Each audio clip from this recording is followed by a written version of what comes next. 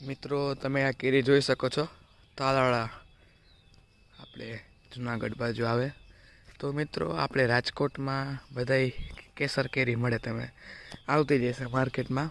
તો મિત્રો મારી વિનંતી છે કે એ તમે કેસર કેરી ન ખાઓ, કારણ કે અહીંના લોકોથી મને જાણ થઈ છે કે આ કેસર કેરી જે કેમિકલ છે ને, કે ભળદા હોય કાચા એને ઉતારી લેવામાં આવે અને પછી એમાં કાર્બેટ કેમિકલ નાખીને પકવી દેવામાં આવે.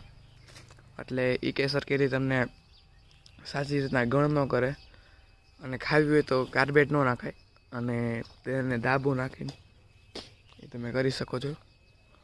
તો તમે જોઈ શકો છો કે અહીંયા જે આટલી કેરી છે છતાં પણ અહીંના લોકોએ તે નથી ઉતારીને હજી ગળવા દીધી છે, અને અહીંના જે ઓલા હોય એ ઉતારી રાજકોટ મોકલી દે, અને ત્યાં આપણે કાર્બેટ નાખીને આપણે વેચી દઈએ, આપણે ખાઈ નાખીએ, એટલે આપણે નુકસાન કરે. તમે જોઈ શકો છો કેરી કેટલી બધી છે.